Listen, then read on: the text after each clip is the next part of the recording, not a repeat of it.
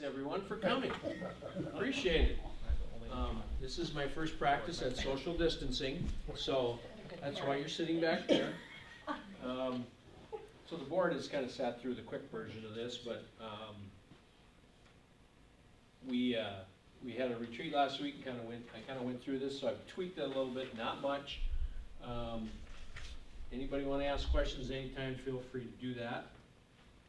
So one of the questions is, why do we have this meeting? So every even-numbered year, we're required to have a public meeting and address these topics: academic and extracurriculars, instructional and administrative staffing, facility needs, and tax levies. And we will do some other things too. So kind of the format, and it's very, if you have a question at any point in time, just feel free to ask. So I will present information kind of on some of the current issues facing our district, and then we'll talk about enrollment and finances and how those two are tied together and will affect the future of our district. I'll certainly have time for questions and input from anyone here, and Q&A at the end. What we're not here for is to listen if you got a beef about a coach or teacher or superintendent, so let's be clear on that. We do have avenues if you do have a problem with that. These are kind of some core beliefs that our board has kind of written down and evolved over the years, and so these are just basic things that I think drive a lot of their decisions.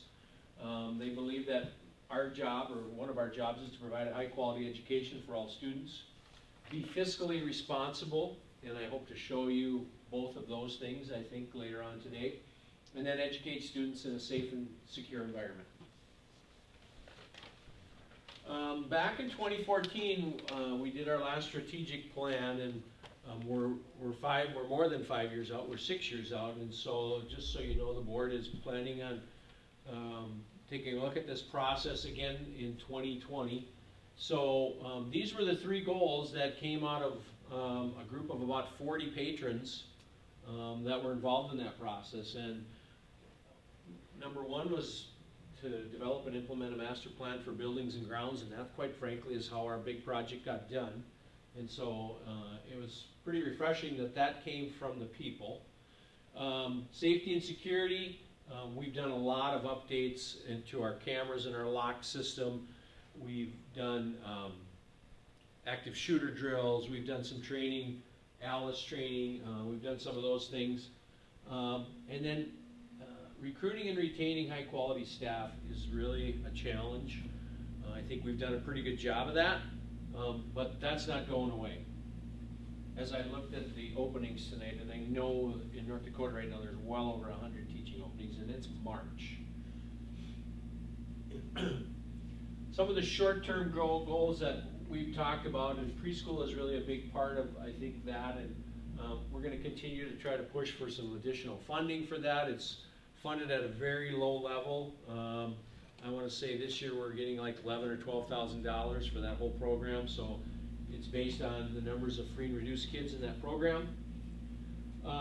Attracting open enrolled students, and I'm going to show you later, but I believe the number is 56. We have 56 kids that open enroll into our district from other districts. That equates to over $500,000. I mean, that's almost $600,000. We couldn't survive without that. We want to continue to work with area school districts. You know, when I say cooperative, I'm not talking just about sports, but we need to look down the road to anyone that might think about doing something different, whether it's closing, dissolving, reorganizing, things like that. So we want to keep those doors open, and then talk about school board outreach to patrons. So these are just some of the ways, and I'm just going to go through this part pretty quick, just some of the ways we assess kids, talk a little bit, just kind of an overview of our graduation requirements, the different methods of doing that. The state scholarship, which of course is a big deal, and a lot of our kids, that's based on a variety of items, and we've had a lot of kids that are involved in that. So this is going back to 2010-11. Here's our state assessment score. You know, the colors you can't really tell. We're the good ones. So if you look, and I just went went back because there was only room for that. In math, for example, these are our district as a whole. Every year, we've exceeded the state average. And you might ask, well, geez, what happened here? Why did it drop down? Well, that's when they made a change in the standards, and so we're kind of on our way of building back up to that. So I think that says a lot about our school there. And you'll see the same thing for English and language arts. Every year consistently above the state average. ACT scores. You know, the kids, used to be that not everybody took that test, now everybody takes it. I think everybody, they can't opt out of it, can they? I mean, they can. They have an option between ACT and work keys, but we encourage ACT. Yeah, okay, so roughly almost every one of our kids, if not every one of our kids, takes that. Again, I think there's 12 years here, and I believe 9 out of 12 years were above the state average in ACT. You can look at the last couple of years, it's really significantly above the state average. So again, when we talk about open enrolled kids, you know, I get calls every once in a while from parents, or sometimes grandparents, and I show them stuff like this. I say, you know, you can talk about whatever you want, but I'll show you what how our kids perform on assessments, and I don't think you can really argue with that. So what are some things we have going for us? We have a beautiful facility.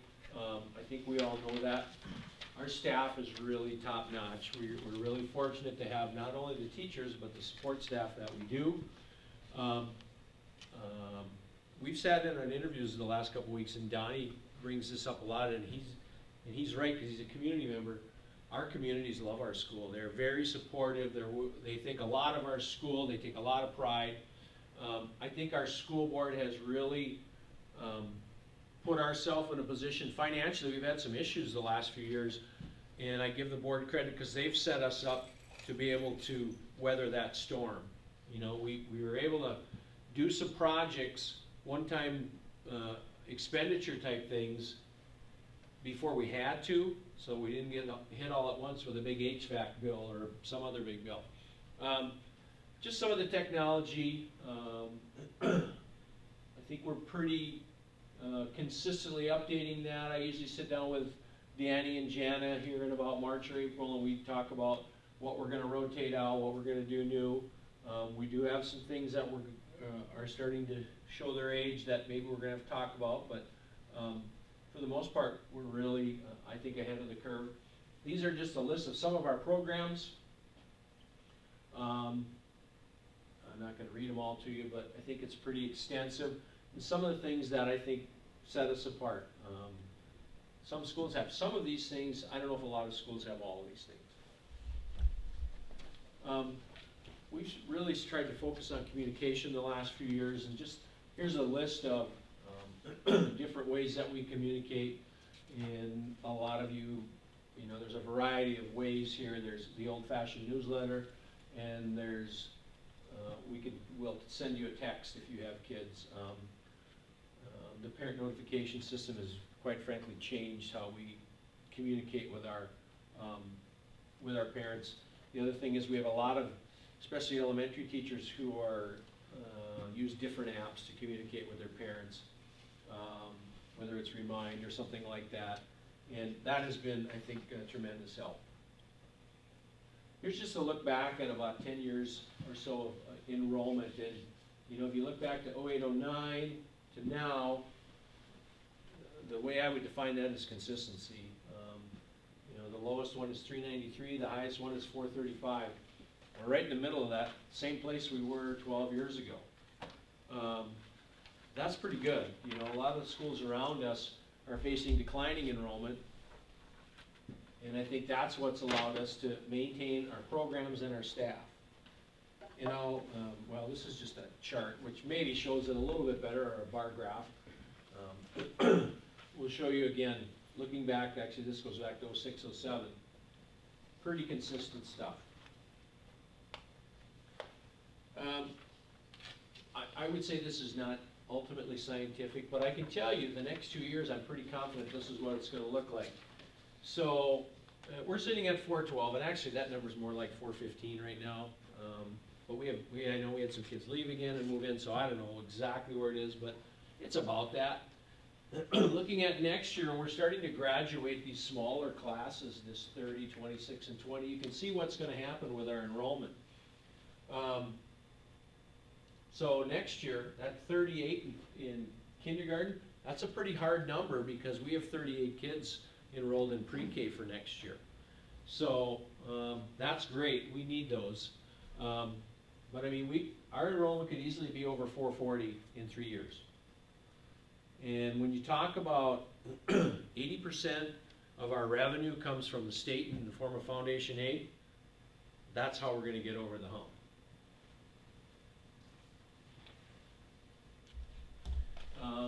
Here's just a review of our staffing. So we have 3 full-time administrators, 1.5 counselors, 37 full-time equivalent teachers, 100% of them are highly qualified, and approximately 29 non-certified staff members.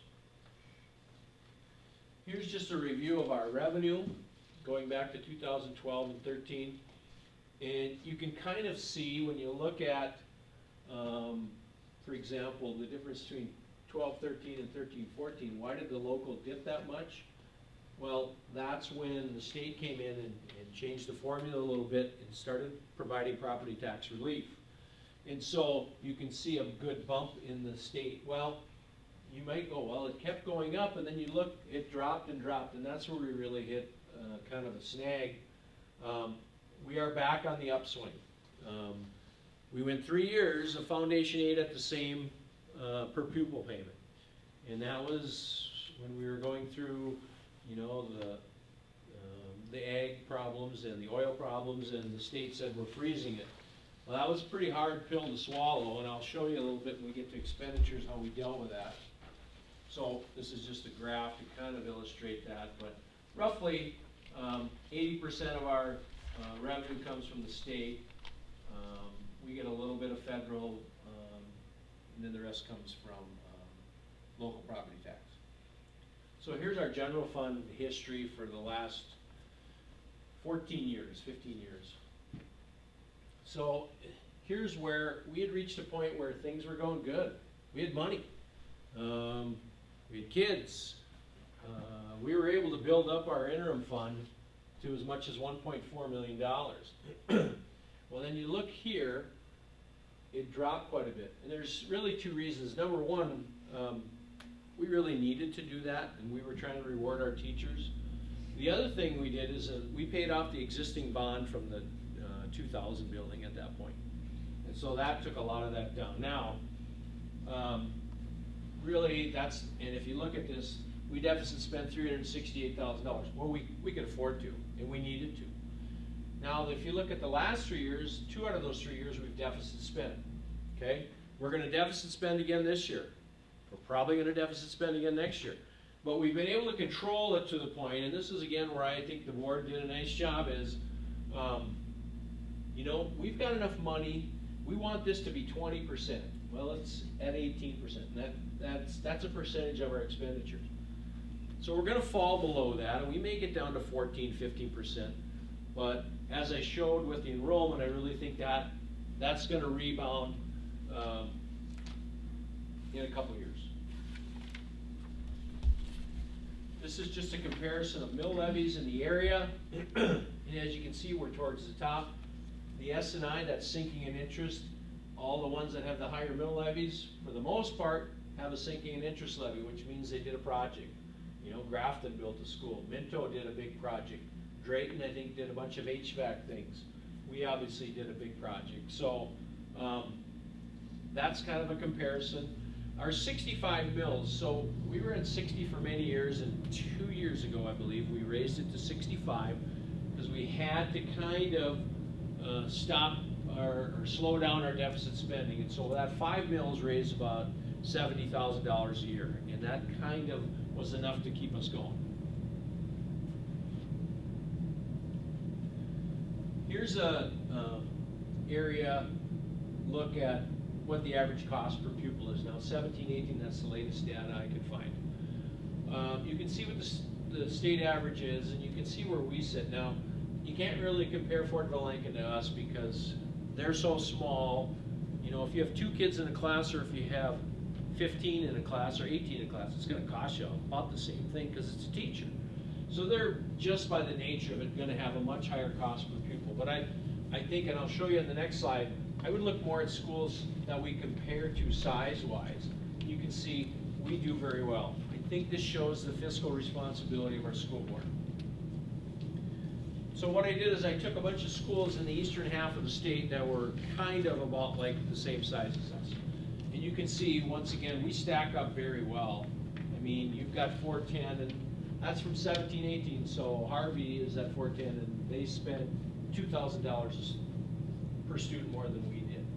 You know, and you can take a look at it. Thompson is the only school, and they're a little bigger than us, but they're the only school that really does it at a more effective rate. And I'll show you later where we sit statewide. So here's just a quick overview of just, you know, I tried to think of these things and I forget things, but I added on to what we've done in the past. And so probably the most recent things, we've replaced the flooring and in some of the restrooms and locker rooms and in the elementary, and then also in the 79. We put in that epoxy flooring. That was a nice change. We put new bathroom partitions in there. And we just finished putting in all new LED lighting throughout our building. And we did that on a grant from an energy efficiency grant, which 50% of it was paid. So I think about the only place we don't have that is in that new gym, and we kind of felt like there's a lot of money still invested in there. Let's let those fixtures and bulbs have another 4 or 5 years before we replace it, because they're still so new and still have a lot of life. But you can't, Bill and I were talking on the way down here, if you look in the old gym and the new gym, it's significantly darker. It's funny how what a difference there is. You know, we're in good shape, buildings and grounds wise. I tried to think of things. You know, one of the things that we've had on our radar is that roof in the 99 building, which is the grade school. That's going to probably need to be replaced in the next 3 to 5 years, depending. It's really been holding well, so we're knocking on wood there. But kind of to counteract that, the board has decided to build up the building fund to be prepared for that, so we wouldn't have to do a lease or take money out of the general fund. And so our building fund, I think we're anticipating at the end of this year to have 210, I think, or whatever, $1,000. So we should be in pretty good shape to be ready for that. And hopefully we can get another 3 to 5 years out of it. You know, we're always updating technology, whether it's Chromebooks or whatever. One of the things I've talked to the board about is we have a lot of active boards, but a lot of them are old. A lot of them are at the end of their life. And so we do have an active panel in our flex room, and so we're trying to get people to try that, see what they think of it, and at some point in time we're going to have to replace those active boards. And I don't know if active panels really what it's going to be, but it's going to be something, because most teachers, they want something like that, and they teach their lessons that way, and it's really a good deal. And we're going to need to chip seal the parking lot, and I think, I don't remember when we did that, but well, I suppose we did it when they put it in, but I think they said, well, this is the right man to ask. It's like 5 years, isn't it?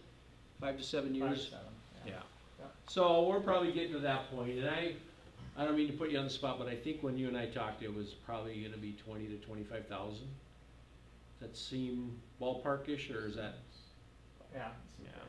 So again, that would be something that we could take out of the building fund, and I think we're prepared for that. Here's a list of our extracurriculars, and I think I got most or all of them. The most recent addition would be FCCLA, which is run through the FACS program, and that's been a nice addition. It's a really good leadership program for students. So as you can see, we have a lot of opportunities for our kids. These are our current co-op agreements, and again, I think they're all correct. I could be, I have a mistake or two, but I think this is where we're at. You know, we haven't had a kid wrestle for a long time. Cross country, occasionally we get kids in that. But the rest of those things, you know, we have really good participation. Softball, I think, what do we get, 2 to 3 girls a year, you know, and that's been a good avenue for them. Just kind of some things I thought maybe you don't know about our district. All right, so I mentioned this before, we have 56 kids open enrolling into our district. So one question you may ask is, well, how many do we have open enrolling out? Well, it's 20, which is more than you'd think. But 13 of those kids are Adams kids going to Edmore, who just stayed with that district, or their family stayed with that district. So really, if you kind of take them out of the equation, you're talking about 7 kids. 56, 7, that's a pretty good trade-off.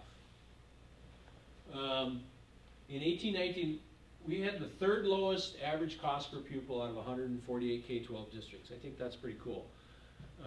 When you look at that list, you know, Thompson, of course, is one of them that's cheaper, but I think that says a lot.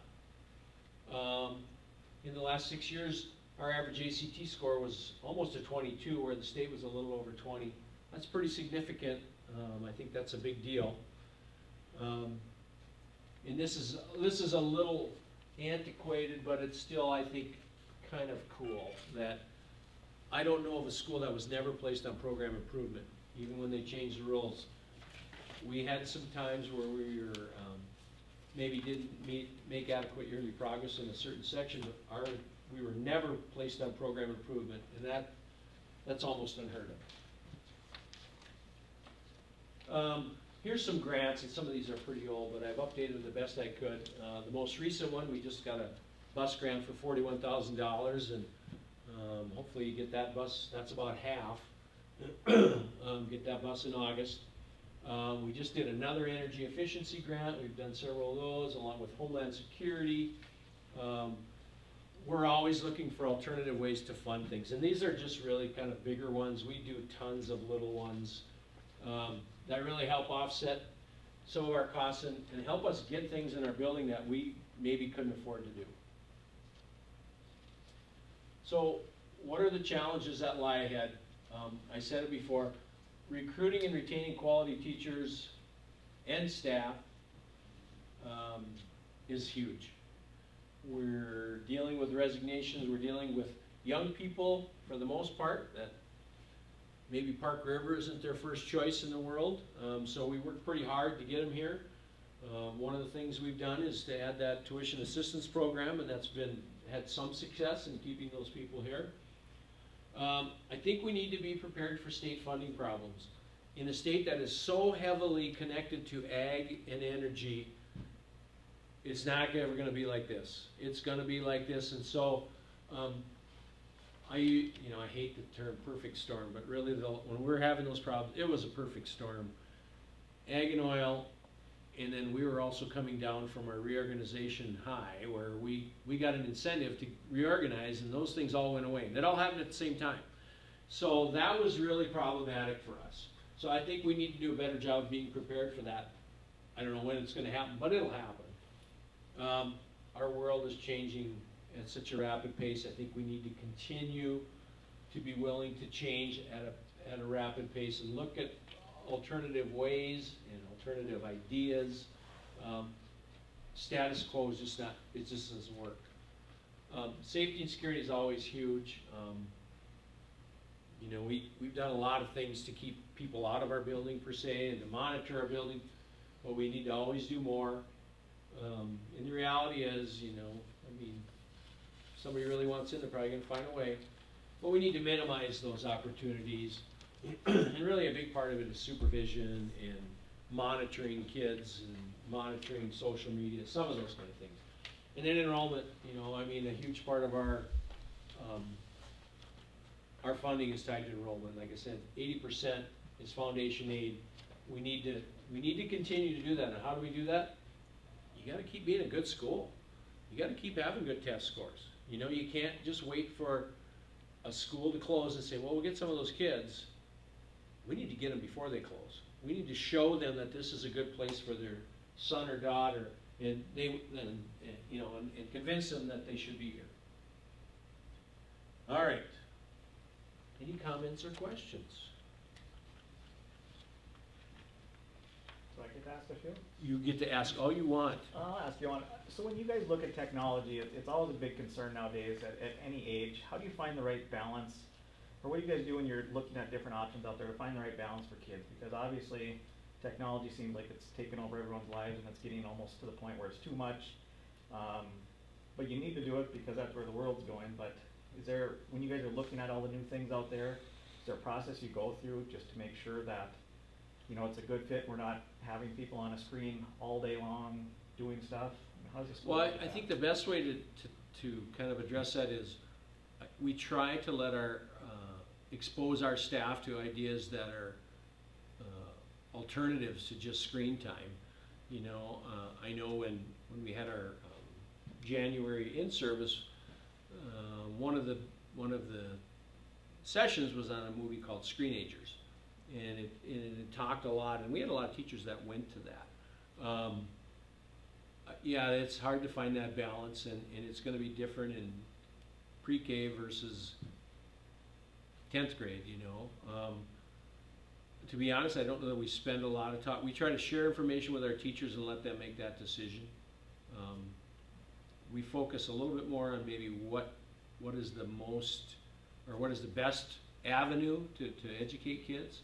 But yeah, it's a valid point, and it's kind of gone from nothing to everything to kind of going back to let's find a happy medium, and I think our teachers recognize that, you know, and it's probably more so at the elementary level. They're maybe a little more tied to that, but I think they're starting to find a little more balance there. You know, our kids have access. I'm more worried about the kid that has it in school and then is looking at his phone for the other 18 hours of the day. Yeah. You know, those are the things that in conjunction with what we're doing is probably not great. Yeah, it gets to be a lot. It's just a hard thing to manage, and as long as it's looked at, because obviously we need technology because every job is being technology based, but Yeah. finding that balance. So I think the only other question I had is on the building project overall. Is that kind of on track with how it was set off as far as being paid off on so many years, or is that moving along at a Yeah, as no, expected? so that's a good question. So I just actually looked up our debt, and so you can help me out here, but I believe the final bond payment is 2035, so it was 20 years. I should have brought my notebook. We have some other debt that's gonna be retired soon here, well, fairly soon. I believe the bus barn is in 2024. The parking lot, which we did ahead of this, which wish we had a little more foresight there, that's 2025. And then we did a big equipment lease because we had to kind of creatively find a way around, because we had bonded, we were out of our bonding money, and so that I think was a 10-year, and so that's 2025, correct? Yeah.